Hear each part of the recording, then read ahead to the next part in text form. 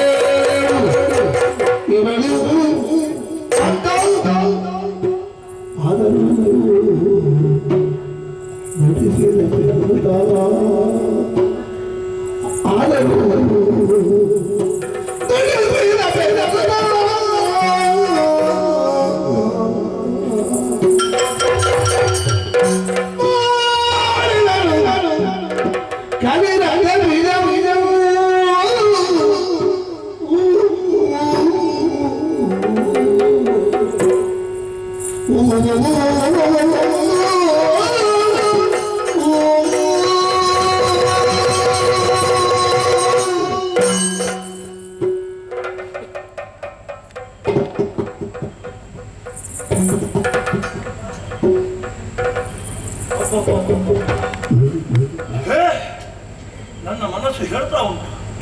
ನೋಡಿದನು ನೋಡಿದನು ನೋಡಿದನು ಖಂಡನೆಯೇ ನೋಡಿದೆನು. ಈ ಅವಕಾಶ ಇನ್ನು ಸಿಲುಕಲಿಕ್ಕೆ ಉಂಟಾ? ಈ ತನಕ ಸಿಕ್ಕಲಿಲ್ಲ.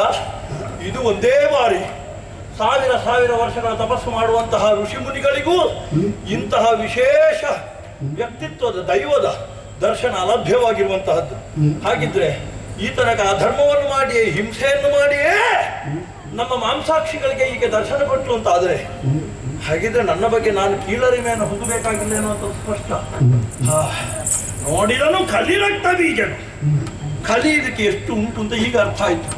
ನನ್ನ ತಲೆಯಲ್ಲಿತ್ತು ನಾನು ಬಹಳ ಕಲ್ತಿದ್ದೇನೆ ಅಂತ. ಆದ್ರೆ ದಿವಸ ದಿವಸವು ಕಲೀಲಿಕ್ಕೆ ಉಂಟೆಷ್ಟು ಸ್ವಾರ್ಥ. ಇವಳ ದೇಹದಲ್ಲಿ ಅಡಕವಾಗಿರುವಂತಹ ಬೇರೆ ಬೇರೆ ರೀತಿಯಾದಂತಹ ಶಕ್ತಿಗಳನ್ನು ನೋಡಿಯೇ ಕಲಿಯುವುದಕ್ಕೆ ಈ ಜನ್ಮ ಸಾಕಷ್ಟಿದೆ. ಅದಿನ್ನ ಆಗ್ಲಿಕ್ಕಿಲ್ಲಪ್ಪ. ಏನೇ ಇರ್ಲಿ, ನೋಡಿದನು ಕಲಿರಕ್ತ ಬೀಜನು. ಅಪ್ಪ, ಈಗ ಕುಳಿತುಕೊಂಡಂತಹ ಶೈಲಿಯೇ ಗಾಢಗರ್ವದಿ ಕುಳಿತುಕೊಂಡಿದ್ದಾಳೆ. ಅಂದ್ರೆ ಆತ್ಮವಿಶ್ವಾಸದ ಪ್ರತೀಕ. ನೀವೆಲ್ಲ ಎಂತದ್ದು ಸುಮ್ಮನೆ ನನ್ನ ಬೆರಳ ತುದಿಯಲ್ಲಿ ಆಡಿಸುವಂತಹ ಕೇವಲ ಗೊಂಬೆಗಳು ನೀವನ್ನು ಹಾಗೆ ಪರೋಕ್ಷವಾದಂತಹ ಸಂದೇಶವನ್ನು ನೀಡ್ತಾ ಇದ್ದಾಳೆ. ಹಾಗಿದ್ರೆ ಅಯ್ಯೋ ಶಿವನೇ, ಅಕಟ ಏನಾಗಿ ಹೋಯಿತು ನಮ್ಮ ಶುಂಭನಿಗೆ? ಈ ರೀತಿಯಾದಂತಹ ಬುದ್ಧಿ ಯಾಕೆ ಬಂದು ನನಗೆ ಗೊತ್ತಿಲ್ಲ. ರಾತ್ರಿ ಕಂಡ ಬಾವಿಗೆ ಹಗಲು ಬಿದ್ದ ಹಾಗಾಯಿತು. ಪಾಠ ಕಲಿಯಬೇಕು ನಾವು. ಆದ್ರೆ ಧೃಮ್ರಾಕ್ಷನಿಂದ್ರೂ ಪಾಠ ಸಿಗ್ಲಿಲ್ಲ, ಸುಗ್ರೀವನಿಂದ್ರೂ ಪಾಠ ಸಿಗ್ಲಿಲ್ಲ, ಚಂಡಮುಂಡರ ಸಾವಿರಲ್ಲೂ ಪಾಠ ಸಿಗ್ಲಿಲ್ಲ ಅಂತ ಆದ್ರೆ ಓ ಶಿವ ಶಿವ. ಅದೇ ಒಂದುಂಟು, ಶುಂಭ ಮೂರ್ಖ ಅಲ್ಲ. ನಾನು ಹೇಳಿದ್ದಷ್ಟೇ ಬಿಡುಮನದ ಮೂರ್ಖತೇನೆ ಅಂತ. ಮೂರ್ಖ ಅಲ್ಲ. ಯಾಕೆ? ಏನೋ ಇರ್ಬೇಕು ಅವನ ಮನಸ್ಸಿನಲ್ಲಿ. ಹಾಗಾಗಿ ಉಳಿದವರೆಲ್ಲ ಹೋಗ್ಲಿ, ನಾನು ಕೊನೆಗೆ ಬಂದು ಹೇಳ್ಕೊಳ್ತೇನೆ ಅಂತ ಇರ್ಬೇಕು. ಆದ್ದರಿಂದ ಶುಂಭನಿಗೆ ಮಾತು ಕೊಟ್ಟು ಬಂದಿದ್ದೇನೆ, ಆದಷ್ಟು ಶೀಘ್ರವಾಗಿ ಆಕೆಯನ್ನು ಕರೆದುಕೊಂಡು ಬರ್ತೇನೆ ಅಂತ. ಕರೆದುಕೊಂಡು ಹೋಗುವಲ್ಲಿ ನಾನು ಯಶವನ್ನು ಹೊಂದುತ್ತೇನೆ ನನಗೆ ಗೊತ್ತಿಲ್ಲ, ಆದರೆ ಜೀವನದ ಕೊನೆಯ ಕ್ಷಣದಲ್ಲಿ ಯಶವನ್ನು ಹೊಂದುತ್ತೇನೆ ಎನ್ನುವಂತ ವಿಶ್ವಾಸ ನನ್ನಲ್ಲಿದೆ.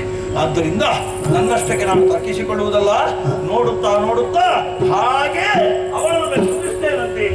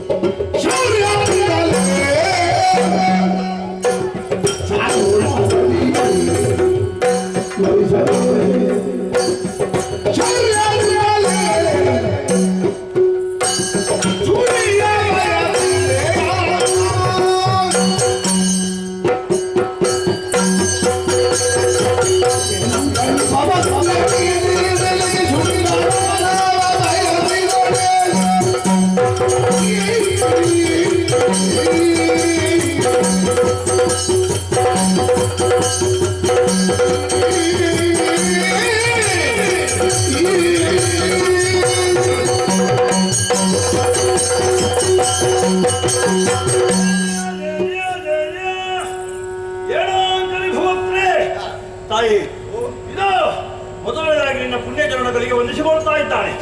ಶೋಣಿತೆಯ ಮಹಾಮಂತ್ರಿ ರಕ್ತಬೀಜ, ನಾನು ಶುಂಭದೇವರಿಂದ ಕಳುಹಲ್ಪಟ್ಟು ಬಂದಿದ್ದೇನೆ. ಆದ್ರೆ ತಾಯಿ, ನಿನ್ನ ಮುಖವನ್ನು ಗಮನಿಸುವಾಗ ಅಬ್ಬಬ್ಬಬ್ಬಬ್ಬಬ್ಬಬ್ಬಬ್ಬ ಏನೋ ಅಂತ ನಿಭವಕ್ತ್ರೆ. ಯಾರಿಗೆ ತಾಯಿ ಹಣೆಯಲ್ಲಿ ಅರ್ಧ ಚಂದ್ರ, ಧನುಜರನ್ನು ಅರ್ಧ ಮುಗಿಸಿ ಆಯ್ತು, ಇನ್ನು ಉಳಿದವರನ್ನು ಮುಗಿಸುವ ಯೋಚನೆಯೋ ಹೇಗೆ? ಅಲ್ಲ, ಇನ್ನು ಉಳಿದವರನ್ನು ರಕ್ಷಿಸುವ ಯೋಚನೆಯೋ ಹೇಗೆ? ಏನೇ ಇರ್ಲಿ, ಅರ್ಧ ಚಂದ್ರಾಕೃತಿ ನನಗೆ ಅರ್ಥ ಆಗಿದೆ ತಾಯಿ. ಇರ್ಲಿ, ಫಲಿತಾಂಶ ಮತ್ತೆ ಏನೇ ಇರ್ಲಿ. ಆಶ್ಚರ್ಯ ಅದಲ್ಲ, ಎಷ್ಟು ಪ್ರಶಾಂತವಾಗಿ ದಟ್ಟ ಕಾಟನದಲ್ಲಿ ಕೂತಿದ್ದಿ ನೋಡು. ನನಗೆ ಯಾವ ಹುಡುಗಿಯೂ ಹೀಗೆ ಶಾಂತವಾಗಿ ಕುಳಿತ ನೆನಪಿಲ್ಲಪ್ಪ. ಹುಡುಗಿ ಬಿಡು, ನಮ್ಮಂತವರಿಗೆ ಬರ್ಲಿಕ್ಕೆ ಇದೆ ಇಲ್ಲ. ಎಲ್ಲರ ಹಾಗಲ್ಲ ಅಂತ ಅರ್ಥ ಆಯ್ತಲ್ಲ. ಇದು ಕೃತಿ ಅಲ್ವಾ? ಆದ್ರೆ ಶ್ರುತಿ ಇಲ್ಲಲ್ಲ ತಾಯಿ. ಶ್ರುತಿ ಸೇರ್ಬೇಕು ಅಂತಿದ್ರೆ ನಾವು ಹೇಳುವ ಸೂಚನೆಯನ್ನು ನೀನು ಪಾಲಿಸಿದ್ರೆ ಒಳ್ಳೆಯದು. ನೀನು ಹೇಳೋದನ್ನು ಪಾಲಿಸಬೇಕಾದವರು ನಾವು, ಆದ್ರೆ ಭಕ್ತನ ಅಭೀಷ್ಟವನ್ನು ಈಡೇರಿಸಬೇಕಾದ್ದು ದೇವರ ಕರ್ತವ್ಯ, ಹೌದಲ್ವಾ? ಆದ್ದರಿಂದ ತಾಯಿ, ಶುಂಭದೇವ ನಮಗೆ ಅನ್ನ ಕೊಟ್ಟವ, ಅವನು ನಿನ್ನನ್ನು ಬಯಸಿದ್ದಾನೆ ತಾಯಿ. ಈ ಹಿಂದೆ ಆದದ್ದೆಲ್ಲ ಗೊತ್ತಿದೆ. ಆದ್ದರಿಂದ ಇದು ರಥವನ್ನು ತಂದಿದ್ದೇನೆ, ಚಿನ್ನದ ರಥ. ನೀನು ಅದರಲ್ಲಿ ಕೂತುಕೊಂಡ್ರೆ ನನ್ನ ಎರಡು ಹೆಗಲಲ್ಲಿ ಅದನ್ನು ಹೊತ್ತುಕೊಂಡು ಮೆರವಣಿಗೆ ನೋಡು. ಉಳಿದ ದೈತ್ಯರನ್ನೆಲ್ಲ ಸೇರಿಸಿಕೊಂಡು ಬಂದಿದ್ದೇನೆ. ಅವರು ಎದುರುಗಡೆ ಭಜನೆ ಮಾಡ್ಕೊಂಡು ಹೋಗ್ತಾರೆ. ಹಿಂದೆಯಿಂದ ನಿನ್ನನ್ನು ಮೆರವಣಿಗೆ ಮಾಡು. ಸ್ವರ ಕೇಳಬಹುದಲ್ಲ? ಸ್ವರ ಯಾರ್ದು? ರಕ್ಕಸರದ್ದು. ಅಯ್ಯೋ, ಈಗಾಗಲೇ ಮುಗಿಲು ಮುಟ್ಟಿದೆ ಅವರ ಸ್ವರ. ಭಜನೆ ಬಿಟ್ಟರೆ ಬೇರೆ ಎಂತ ದಾಡ್ತೀವಿ? ಹೊರಡುವಾಗ ಬಹಳ ಇಷ್ಟಿತ್ತು, ಈಗ ಇಷ್ಟಾದ್ರು ಉಳಿದಿದೆ. ಇದ್ದದ್ದನ್ನೆಲ್ಲ ಇಟ್ಕೊಂಡು ಬಂದಿದ್ದೇನೆ ದೇವರೇ.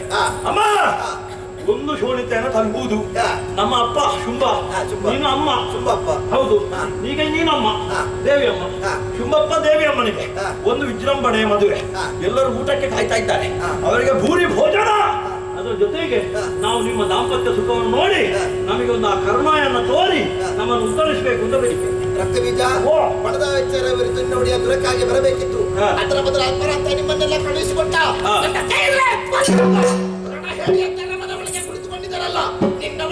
ಅಡ್ಡ ಬಗಲು ಮಾಡಿರೋ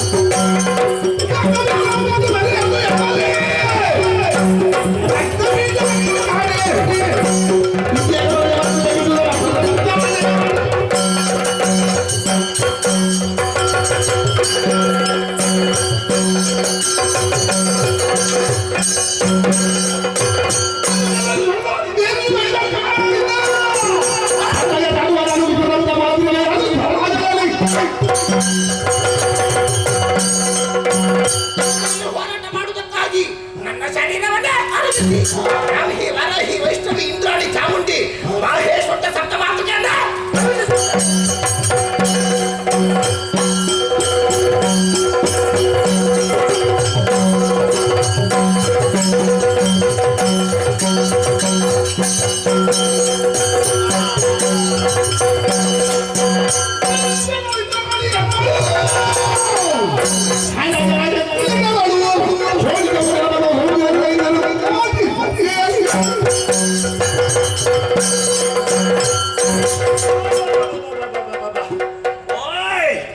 ಏನು ಸ್ವಾಮಿ ಇದು? ರಾಶಿ ರಾಶಿ ಹೆಣ್ಣು ಮಕ್ಕಳು ಬಂದ್ರು, ಯುದ್ಧಕ್ಕೆ ತೊಡಗಿದ್ದಾವಾಗ ಯಾರೋ ಒಬ್ರು ನನ್ನ ಹಣೆಗೆ ಒಡೆದಳಲ್ಲ, ಯಾರು ಒಡೆದದ್ದು? ಇಂದ್ರಾಣಿ. ಓ, ತಲೆಪುಡಿ ಮಾಡ್ತೇನೆ. ಇಂದ್ರ ಅಂದ್ರೆ ನೀನಾ?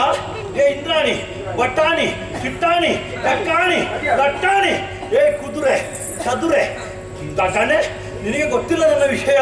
ನನಗೆ ಬ್ರಹ್ಮದೇವರ ವರ ಉಂಟು, ಒಂದು ಹನಿ ನನ್ನ ರಕ್ತ ಭೂಮಿಗೆ ಬಿತ್ತುತ್ತಾದ್ರೆ ಕೋಟಿ ಕೋಟಿ ರಕ್ತ ಬೀಜ ಹುಟ್ಟುತ್ತಾರೆ.